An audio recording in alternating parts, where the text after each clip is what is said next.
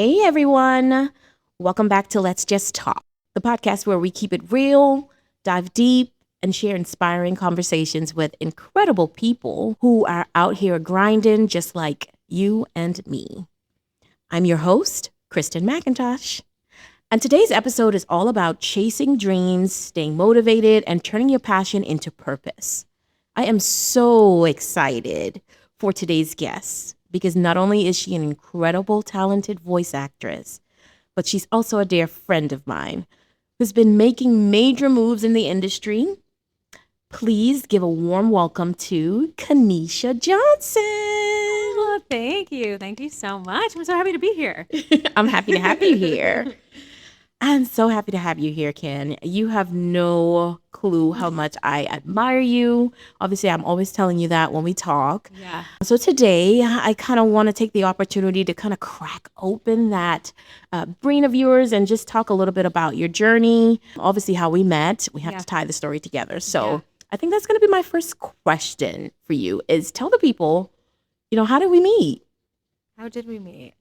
Oh, really? I can't remember.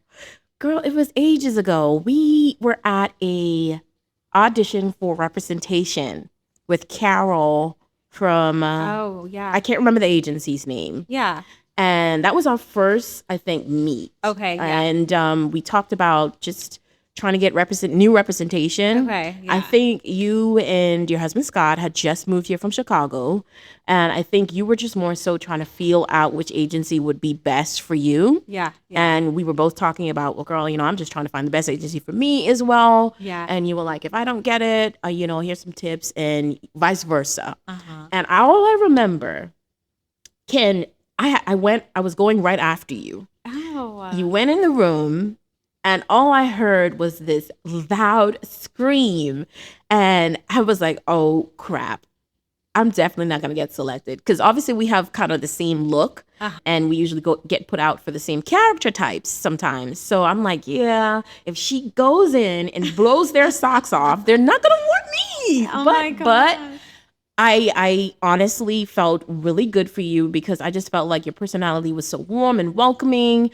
And just to see you get it really inspired me and made me feel like if this agency is not for me, then obviously, the next one will be. Yeah. And it did end up that way. You ended up getting, I guess, signed with them. And honestly, I was signed like a week after by another agency. Okay, so it worked out. Yeah, it worked out. Yeah. That's so crazy. I don't even know if I remember like being there for that. I was probably so focused on that.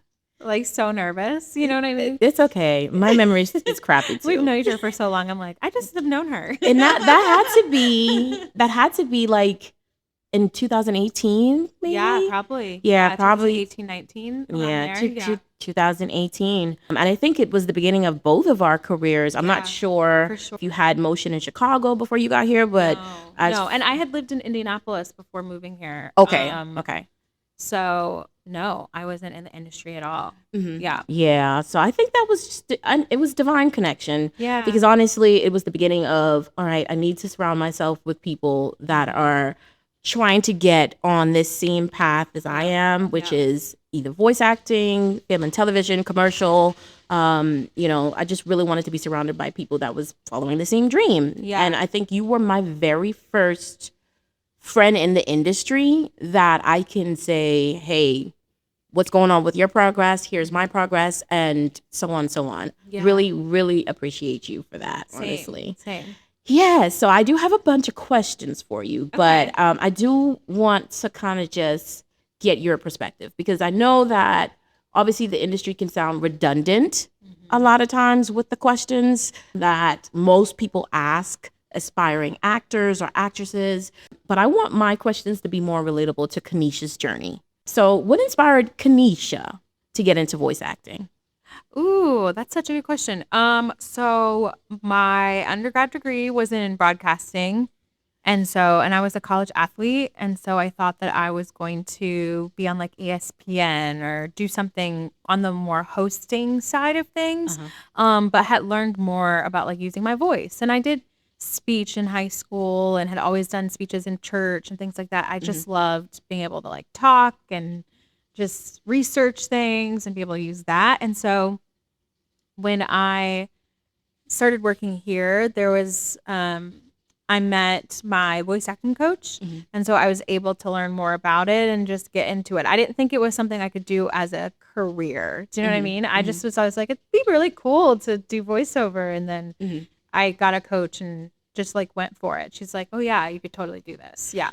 I think that's kind of similar to my and so many others' stories on how they got started. Yeah. When I first started, I did a business of acting class. Okay. I actually had an internship at AMT at first, and at first it was a job in my head. Yeah. Like, I can't make money doing something like this. Yeah. But then I did that business of acting class, and it was like the world opened up. There's so much more opportunities out here for people like us to make money. And I think it started with the foundation of just getting the knowledge, in order to figure out, how do I start, where do I begin with the process, or just which angle, because I know voice acting, you can do so many different approaches with it. Pretty much just do commercial. That's my main thing. Okay. But I've started getting into animation, and I've auditioned for some really cool animation projects. So I think something will hopefully come through with that maybe this year or next year. But my main area is commercial and e-learning. So take me through the steps. So you did the foundation class, basically. You got the coaching, you got the knowledge, you got the mentor, and started to, like myself, to build a collective of like-minded individuals in the industry, because that helps a lot. What was your first break, or what would you consider to be your first break after getting the knowledge and now it's time to break into the industry and get something on your resume? Okay, my first big booking was for Robitussin. That was my first big commercial for voiceover. And I booked that on my own. So it was before I even had signed with my agent. So I was really excited about that. That was my first big gig, I guess you could say. And so it kind of just kept going up from there. Yeah. Yeah. I think it takes just one credit in order for you to just start in the industry. Yeah. I think if I also didn't have the one credit that I had, which was kind of like a little radio gig on my credit, I don't think anyone would pay any attention to me. But I do know, after that foundation class, I consider the first role that I was able to put on my resume the break-in role. Yeah. So were there any particular challenges with that first role? Because that's the first one. That's the, oh my God, I did this. I booked this. Yeah. I'm on set. Yeah. I mean, I think it's just getting it, right? It's just believing that you can do it, because I think as actors, sometimes, especially starting out, you think that your bookings are what make you a real actor. Or if people ask you, what have you booked? What have you done? And you don't have anything, people start to think well, what are you doing? What are you doing? They don't get that you are auditioning for things all the time. And that's the job. And they have no idea that you were literally a degree separation from the person who did book whatever it is, right? Yeah. So just to get the audition, to me, is such a win. To even have the opportunity to get to audition and get in front of these decision makers for these things is just that's such a win. People would love to even get the opportunity, right? Yeah. So I think it's the first thing is believing that you can even do this, and then it's getting the audition to do it. And then once you book it, it's just making sure you're ready on set. So for me, it's before I had a real home studio. So I would do my auditions at home, but then I would book studio time. And so I was booking time at Atlanta Voiceover Studio. So I had booked time with them. And it was a great session. But they wanted me explaining what they wanted it can be difficult to understand the direction sometimes. So you have to really be clear about that. They might say, we want it to be warmer. Okay. You have to know what that means. And that comes from training. And just understanding what they're selling. I was selling cough syrup. So You're talking to people that are sick, and like, what is it about it that makes them want to buy this product? So Right. commercial voiceover is also almost like sales or advertising. End of the day, it's a marketing job. Like they're trying to sell something. So you're working with marketing executives and sales executives who may not know the lingo Or what they want. but they know what they have to get across to their consumers. Yeah. Do you, because I know you do film acting as well. I know you just recently, congratulations, aired your episode for Will Trent, which airs on Hulu.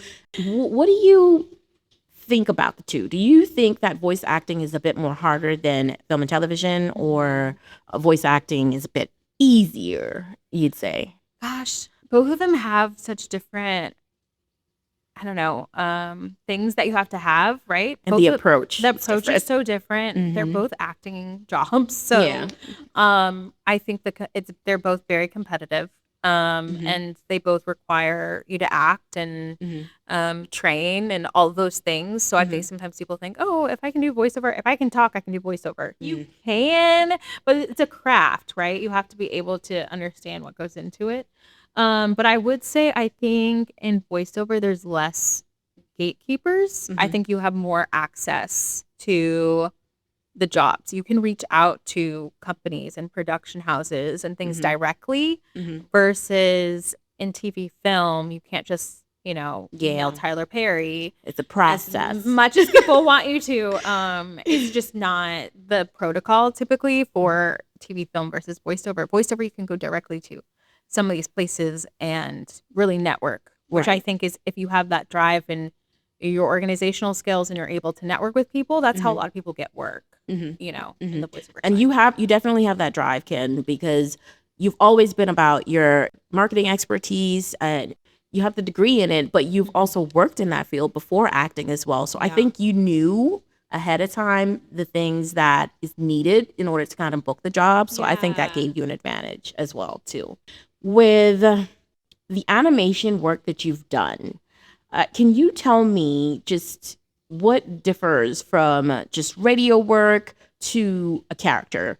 Because that is just one role that I just can't seem to book anything with. Because I'm like, okay, the character either doesn't resonate. I know I had an audition once before. I think it was like a leapfrog, some type of some type of animal. And I'm like, oh my God, what is too far? Is too little? Like, tell me how you really get in tune with those animated characters. I know you've only done a few, but I know there's a process. There is a process. Oh my gosh, I love them. I think it's so fun. I think you have to know, it's similar to what we do for on-camera work. I think you have to know your audience. Is this, a cartoon for Adult Swim is going to be very different than Nickelodeon or PBS Kids. So I think you have to know who you're talking to, what kind of character it is, and know kind of the essence of the character. The different voices will, I sometimes will send the picture of the character, and that's really helpful because you kind of know how they walk, how they talk, how they breathe, how they laugh, how they cry. Like, you have to really embody what that character is, and then you just go for it.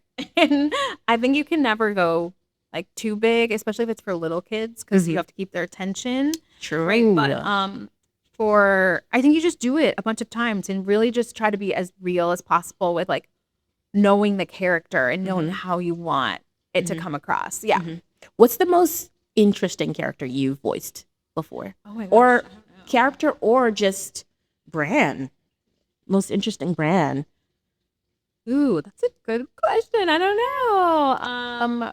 Gosh, I feel like all of them are so interesting. Those take us through There's so many cool things, but I mean, recently I did a commercial for Princess Peach Nintendo Switch game. Oh, that's a good so one. That was really fun because I wasn't voicing Peach, but I was voicing the commercial, and they wanted someone really high energy.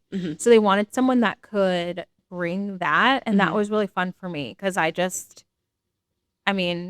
could go in like a higher like voice range and just have fun. It was really high energy, bubbly. That's kind of my wheelhouse, so that was really fun for me. I could definitely see you with animation in video games. I definitely can see that for you. Yeah. Are there any misconceptions, in your opinion, since you've been in the industry, about just voice acting? I think the biggest misconception is what we talked about earlier, that people just think like it's so easy, that, there's not much that goes into it. Uh-huh. I think it's similar maybe with acting too. People think you just Get on a screen, read through a script, and you got the job. I've actually had someone tell me before, I can act. Anyone can do it. I said, oh, really? Okay. One, what's your voice type? I don't know.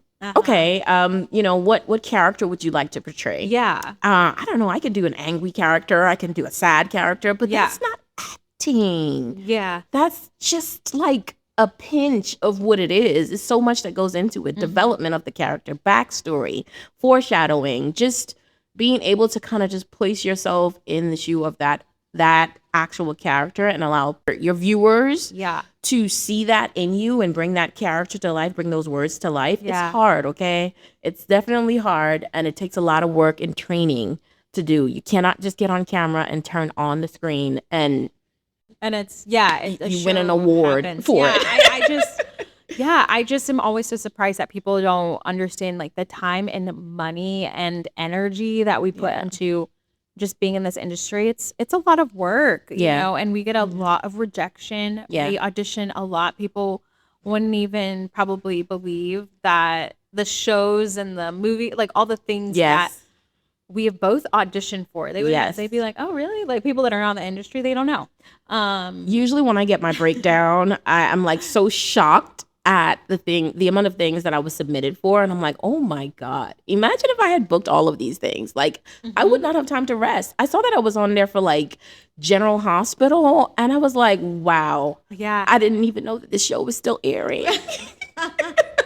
Yes. It's just really, I mean, another thing is probably that people don't really know like a working class actor. Like I think when they think actor, they think like big celebrities. Denzel Washington, Viola Davis. Yeah. I mean, there's so many actors who make a living doing this. The work, and you may not even know their names or their faces, and they make a living doing this. Yeah. And that's what this show is about. It's the in-between, I call it.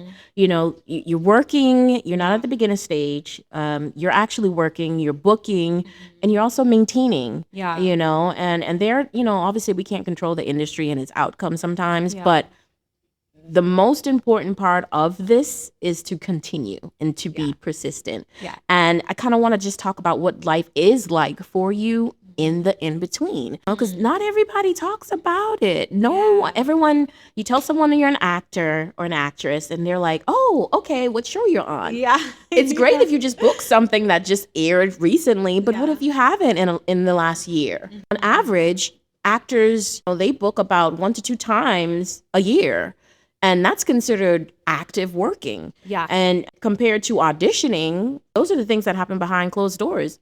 I could have had 400 auditions last year. No one will know it until I've actually gotten on the television screen. So what's it like for you in the in-between? I mean, I think in this in-between, I love that. You have to, a lot of times acting is not your only source of income. Or if it is, you have multiple streams of ways that you're doing it. So for me, voiceover and acting and hosting are my areas, I would say, are my like buckets that I make money from, and I also produce as well. So you have to have like multiple things that you're doing, and then outside stuff that you do too. So I do hosting gigs for other company, all kinds of different things, constantly like that gig life. So I think if you're not a series regular or working in a big movie or have a name, that's how most of us are making a living. I think that's how all of us making a living. You have to have other streams. I know people that do social media or coaching or teaching or whatever. Or temp work or substitution, Or they teach, there's substitute teachers or Uber drivers or whatever it is that's flexible enough for that when you do book those things, you can take off and you're not worried. Jeopardizing your livelihood at the moment. Yes, exactly. Because you could get a call. This is the thing that's crazy about our industry. I could get a call tonight about working a movie in 2 days. Yeah. So most jobs be like, wait, what? You have to be gone for 2 weeks? Yeah. And then there's the preparation. Yeah. Are you able to even take the time away Yeah. to prepare? To memorize, to Yeah. just get in character, all that. Yeah. Yeah. What's most important is having flexibility. Yeah. And it took me so long to figure out the right thing for me while I continue on this journey of the in-between phase. Yeah. And I can definitely understand as an actress, once you've determined what you can do that's flexible, that's half of the job. The other half is just having faith. Yeah. Just having faith and just doing the work. Yep. I agree. Yeah. What changes or trends have you noticed in the industry post the strike? I mean, I think the biggest is self-tapes. We were already doing self-tapes in the Southeast already, but now, I mean, I think all of the different markets are doing self-tapes. LA, New York, like Chicago. I think now you can really have a chance in any market as long as you're willing to work local hire or get a local like manager or agent. It's just allowed for more people to see you. Yeah. And I think because you don't have to go in person, you know, a lot of people miss the in-person auditions, but it does allow for casting to see more people. You know, they're able to be at home on their couch and look through tapes, you know. So I think that gives you more of an opportunity. Yeah. Before I say this, which one do you prefer, in person or just virtual? So hard. I actually like the virtual or like self-tapes just because I'm able to do it when I want. I like the flexibility of it. And I can do it again. You know what I mean? I like that. With a coach. With too. a coach or like with you know, it's nice that it just fits into your schedule so well. You can go on vacation. Yeah. You can do things and you're not worried like, oh my God, I'm gonna miss this audition or whatever. So I like that. But I mean, nothing beats being in the room and getting feedback and feeling the energy and all of that. It's also very nerve-wracking. Yeah. If you haven't done it in a while, to do it in person at the end of like last year. And I was like, oh my gosh, I haven't done this in so long that it made me really nervous. You know what I mean? Yeah. I think for me, I'm split between the two. I actually prefer in person. Okay. You know, in my I would say day-to-day flexible job when I'm not acting, I'm an HR recruiter. So I understand how important an audition or an interview is in front of the actual industry professional. I feel that I can actually win a room in person. I could win by personality. Yeah. And then also too, I feel like sometimes like with virtual, I get burnt out from the script sometimes. So I will go rehearse. And then by the time I drop the script, I'm like, all right, let's get this over with. Yeah. But versus in person, oh my God, I'm in it the moment I'm parking, the moment I'm walking in, the moment I'm checking in, the moment I'm handing over my headshot, and I'm in there. Yeah. I work well under pressure. Feel like I book more in person, but with the new, you know, changes that have been implemented post-strike, virtual obviously is the one that is taking over right now. I'm gonna have to get used to it, but I don't like virtual. I don't. That's like fair. Virtual. That's so fair. I had a virtual. I think it was a callback. Virtual. Those to me are super awkward. You're just sitting and staring and just waiting for your turn. You know, if any like to me by that time comes, I'm still in it, but I just feel like I can bring it more if I'm in person. Yeah. Yeah, I definitely understand and resonate with that for certain. For you, is there any piece of inspiration that you carry with you that you can share with anyone that is right there with you, listening and trying to figure out, okay, how can I do this? Like, how can I continue to do this? I mean, I think just knowing that there's other people that are going through this, I think finding your community is so important and just knowing that it's possible. I think a lot of times it's our mindset, right? I think just being able to write down what you want, being able to manifest that, and being clear on your intentions are so important. I feel like for me, that's changed the trajectory of my career of just believing that I could do it. It's just the mindset, like going into it knowing that you can do it, calling yourself an actor when you haven't booked anything. Like when I first started, I'd be like, I'm an aspiring actor. I'm trying to be an actor. And then someone was like, do you go to class? Are you pursuing this? Are you auditioning? Are you auditioning? Yeah. You're an actor. You're an actor. So just believing in yourself and knowing that it will happen. Over time, if you keep up the work, things start to happen and I think it just keeps getting better. At least I hope. That's the plan, right? It does. And I'm certain it does. Yeah, you just keep going. Myself. You just keep going. Yeah, you have to tell yourself that as you go, it's just going to get better and better. And you've put in the work that eventually it's going to pay off. Yeah. The entertainment industry can be tough, as you know, and I have mentioned, for women especially. What has your experience been like as a woman of color in voice acting and film and television or commercial? Well, I would say the experience has been overall, I think I've been lucky being in Atlanta because of the community of Black women actors that I've been able to form. I think it's so important to have that community because we talk about things and we're able to really talk about what's going on. You know, people are very open, I think, with that. But as far as auditioning and stuff, it's interesting because I'll get auditions for like urban and all this stuff, and I feel like they're looking for a certain type of Black person, but they don't want to like necessarily say but they say urban, or you know what I mean. In what did I say? Ambiguous. Well, yeah, but that's like they want something that doesn't really look.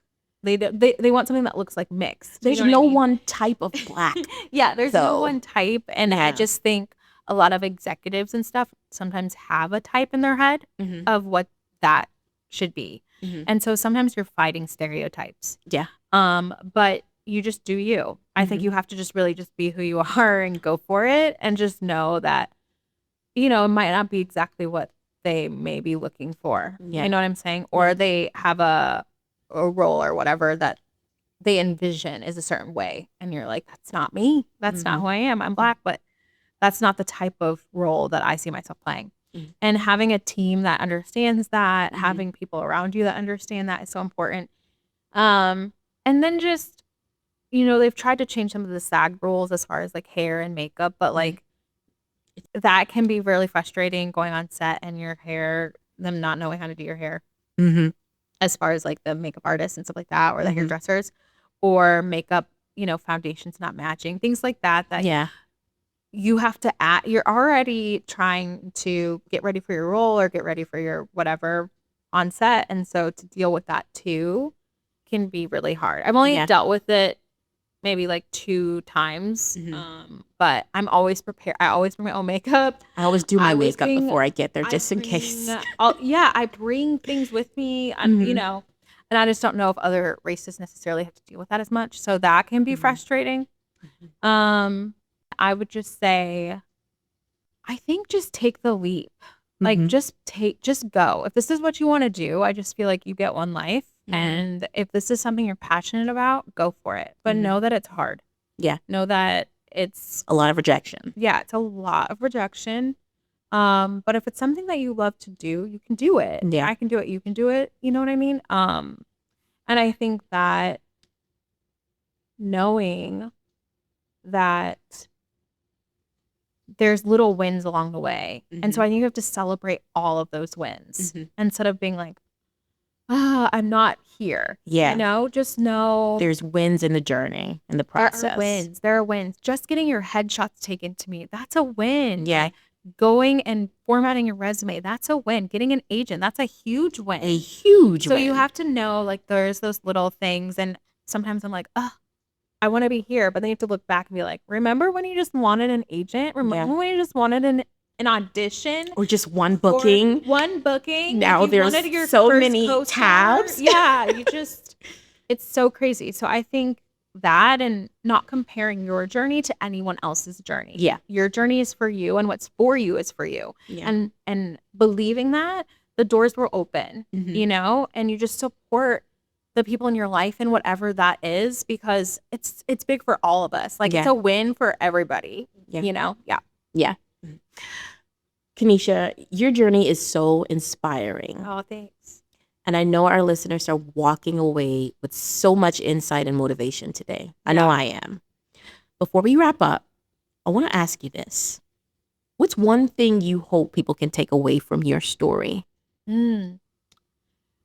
I would say, like, don't be afraid to change. I didn't talk about it as much, but I switched careers, and I think I was so nervous to do that, and I felt like, oh my gosh, what am I doing? I'm leaving kind of a corporate environment to pursue this creative thing, right?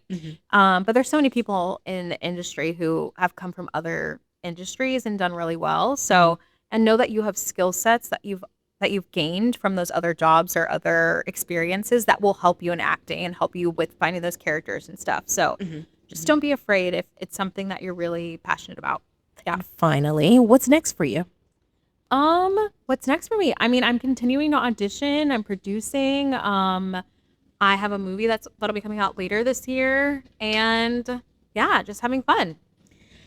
Thank you so much, Ken, This is for amazing. joining us today Thank and you. sharing your story. Yes. You've given us so much amazing things to look out for, things to go and look into in the world of voice acting, and as well as just inspiration from today. Yeah.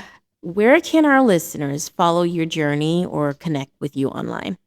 You can connect with me on Instagram at Kenisha Johnson, or at my website, www.kenisha/john or dash www.kenisha-johnson.com. Thank you to all our listeners for tuning in to this episode of Let's Just Talk.